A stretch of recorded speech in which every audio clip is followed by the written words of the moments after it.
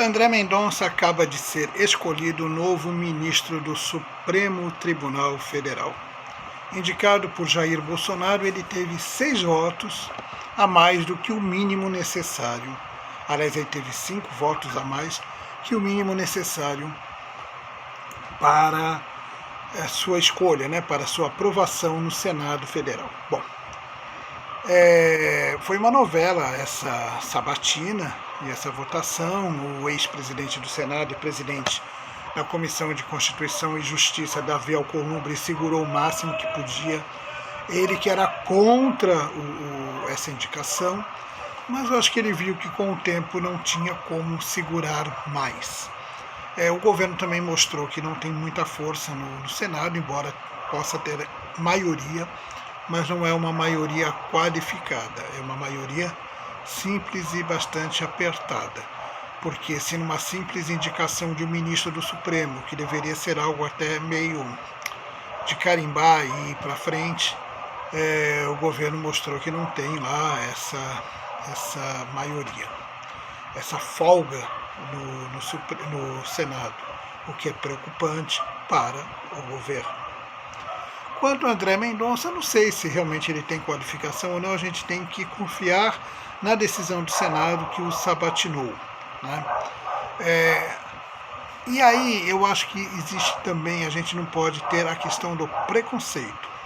Veja, quando o Lula indicou o Joaquim Barbosa, que era membro do Ministério Público, o indicou não só pela qualificação que ele tinha, mas porque queria um negro no Supremo Tribunal. Então aí existe uma questão de representatividade. Muitos defensores do liberalismo tal não entendem, não gostam e não concordam com essa questão da representatividade. O próprio Gilmar Mendes, ministro do Supremo, também fazia críticas a isso e fez várias, Mas a verdade é que eu entendo como válido um país onde grande parte da população é evangélica, nos diversos segmentos e ramificações do protestantismo. Eu acho muito correto que se tenha no Supremo um ministro evangélico, inclusive com posições mais conservadoras que outros. Porque a nossa sociedade é assim também, Agora, o que não pode é sobrepor as suas ideias e seus valores religiosos pela questão dos direitos de cada um e dos direitos de todos, pela legislação, certo? E pela formação que o Supremo tem, aliás, a função que o Supremo tem e que acaba adquirindo de formar jurisprudência. O Supremo é um órgão não apenas garantidor da lei, como também é um órgão formador de jurisprudência. E essa jurisprudência ela tem que ir avançando conforme os avanços sociais. Ok? Agora, nada impede, e é correto, que se tenha, sim, segmentos mais progressistas e mais conservadores dentro da Suprema Corte. Isso tem que ser assim, certo? É curioso que também muita gente diz assim que ele vai defender o Bolsonaro lá. Pode ser que sim, pode ser que não. Ontem ele jantou lá com o Bolsonaro, com a esposa do Bolsonaro. Mas a gente tem que ver que vários algozes do PT, de Lula e de Dilma, foram indicados por eles. É só pegar o Fux, ministro Fux, o próprio Joaquim Barbosa, E outros sempre se posicionaram na defesa ali do Lula, como o próprio Toffoli e principalmente Lewandowski, ok? Mas voltando à questão do André Mendonça, o que preocupava alguns senadores é que ele não fosse um garantista, que é uma tradição do Supremo, que, no entanto, tem sido um pouco quebrada nos últimos tempos, como, por exemplo, pelo ministro Edson Fachin e Luiz Barroso, principalmente esses dois, além do próprio Luiz Fux, ex-presidente do Supremo. Então, eu acho que essa era a maior preocupação. E a questão do evangélico, eu acho que foi um erro do próprio presidente Bolsonaro ao dizer que queria indicar um terrivelmente evangélico. Se ele tinha um compromisso com a bancada evangélica, eu acho correto de indicar o evangélico, eu acho válido. Agora, o termo terrivelmente evangélico dá a impressão de que a religiosidade do indicado é mais importante do que suas decisões, e que suas decisões serão tomadas dentro da sua formação religiosa e não formação jurídica, ok? E não formação técnica, e não formação humanista. E, por exemplo, tem alguns... vamos supor, eu sou contra o aborto, né?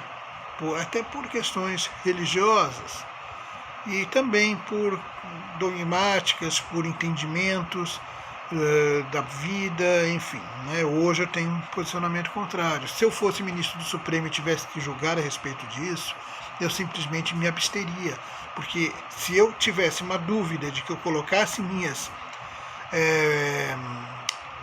meus valores religiosos à frente de questões técnicas que eu deveria decidir, eu preferia não julgar, porque não seria um julgamento correto, seria um julgamento subjetivo. E essa subjetividade, embora ela exista em cada julgamento, ela tem que ser sempre do convencimento e não dos dogmas e dos valores religiosos que a pessoa tenha, e até valores morais, a não ser que sejam valores morais da própria sociedade, né? Que não se permite, por exemplo, enganar alguém, né? Cometer atos antiéticos e delitivos a outras pessoas. Eu acho também muito ruim para o debate e para o debate nacional esse conflito que existe às vezes, por exemplo, entre movimento LGBTQI+, hoje eu acertei, e, por exemplo, pastores, igrejas evangélicas, grupos evangélicos. Eu acho isso muito ruim, sabe? Eu acho que deveria haver um entendimento, uma conversa, ainda que se respeitando os direitos de cada um, porque, na verdade, você não vai mudar, por exemplo, a Bíblia, o Antigo Testamento. Está lá, né? E agora, também ninguém é obrigado a seguir aquilo, e aí isso não pode ser imposto à sociedade. Ok? Então isso tem que ser conversado. Né? Isso tem que ser conversado entre as pessoas, entre os segmentos, entre direitos humanos e agentes de segurança. Precisam conversar, entendeu? O que está faltando no Brasil é alguém que promova esse diálogo e esse entendimento. Eu me lembro do ex-deputado Jean Willis. Por exemplo, eu acho que ele prestou um grande desserviço à causa. Em vez de prestar um serviço, prestou um grande desserviço com posições radicais, intolerantes também, porque intolerância é de parte a parte. Quer dizer, e claro que existe muita intolerância de grupos evangélicos e de deputados, parlamentares evangélicos, existe sim. Mas também não pode haver, por causa disso, intolerância da outra parte. Pelo contrário, senta para conversar, vamos ver o que cada um tem a discutir. Eu me lembro que a Constituinte foi feita muito assim, na base do diálogo, ok? Na base do respeito às individualidades, na base do respeito ao que cada um crê e também ao que cada um vive, ok? Desde que isso não interfira na vida do outro, né? Você não pode impedir 2 homens ou 2 mulheres de se casarem porque você é contra o casamento gay. Poxa, agora você tem todo o direito de ser contra. O que você não pode é impedir que essas pessoas contraiam matrimônio e sejam felizes e adotem filhos. Aliás, isso é um exemplo, porque está cheio de criança aí para ser adotada. Parabéns, que grande exemplo, porque a paternidade, a maternidade adotiva, ela é muito mais forte do que a paternidade biológica, porque tem muito pai e muita mãe que abandonam os filhos. Né? E quando você adota sendo seu filho ou não sendo seu filho, porque quando é filho biológico também tem que haver essa adoção. A adoção é adotar o seu filho como filho e nunca abandoná-lo. né? Independente de questões biológicas, né? Então, eu acho muito bonito quando um casal homossexual adota uma criança, seja ela homens ou mulheres, e que gênero for. Acho, inclusive, deveria ser incentivado, né? Então, mesmo que você seja contra isso, e você tem o direito de ser contra, você não pode impedir, entendeu? Não deve impedir, certo? E isso se chama respeito, se chama empatia, que é o que está faltando muito na nossa sociedade. Recentemente, por exemplo, o grande ator Paulo Betti fez uma declaração infeliz. A gente falou do Maurício do vôlei e até comentei que o problema do Maurício foi muito mais a desculpa que ele não deu, que ficou pior do que a própria manifestação dele, que foi uma manifestação normal, mas depois a admissão a pedido de desculpas ficou pior, porque ele foi reforçando cada vez mais o seu preconceito. E o Paulo Betti comparou o goleiro do Palmeiras, depois da vitória sobre o Flamengo, vitória inclusive merecida, e o título da Libertadores da América, que o goleiro orava em campo, rezava.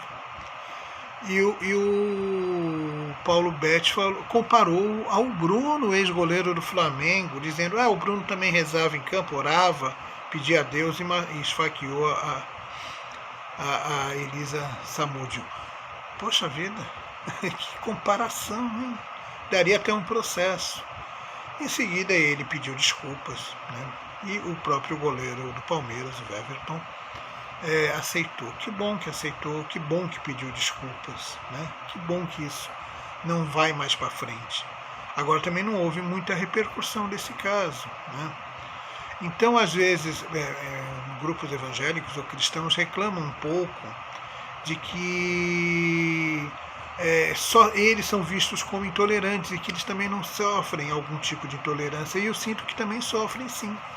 Eu vejo bastante discriminação de segmentos evangélicos, e às vezes também a radicalização ela existe por causa disso. Então vamos ser menos radicais de um lado e de outro, para que a coisa, para que a sociedade avance, para que o diálogo avance, para que tudo avance, entendeu? Claro que muitas vezes para se avançar é preciso ter atitudes um pouco mais radicais, né? Principalmente quando se quer quebrar padrões conservadores, quando se quer quebrar padrões existentes, às vezes é necessário, mas também é necessário analisar até que ponto que está indo esse radicalismo, se também não está sendo ofensivo e se isso não está se voltando contra aquilo mesmo que você está defendendo e aquilo mesmo que você está lutando. A política ela é maravilhosa quando você realmente busca o espaço para aquilo que você defende ser aceito por todos, mesmo que aquilo a princípio não seja visto distorcido por muita gente. É no convencimento, é no diálogo, é no sentar para expor, argumentar, conscientizar. Isso é fundamental e isso realmente está faltando. Então, no caso do Paulo Betti, foi extremamente infeliz a declaração dele, ou muito mais do que infeliz, mas pelo menos, ao que parece, foi amenizado, o que é bom, porque senão é aquela sementinha do mal que vai crescendo, vai criando diálogos aqui e ali, a intolerância, aí o gay é mal visto por causa de uma declaração dessa, muitas vezes, né, embora aí não tenha nada a ver com gay, mas sei lá, o partido político que ele gosta, enfim. Aí você coloca tudo no mesmo pacote. Olha, a esquerda é isso, a direita é aquilo, os crentes, os conservadores, os gays. Poxa, nós vivemos numa sociedade, nós temos amigos gays, crentes, conservadores, progressistas, avançados, de direita, de esquerda, com curso superior, sem curso superior, homens, mulheres, trans. Essa é a sociedade. E a beleza da sociedade é justamente essa. É as nossas diferenças viverem em harmonia. E quando elas não estão vivendo em harmonia, a sociedade não caminha para frente.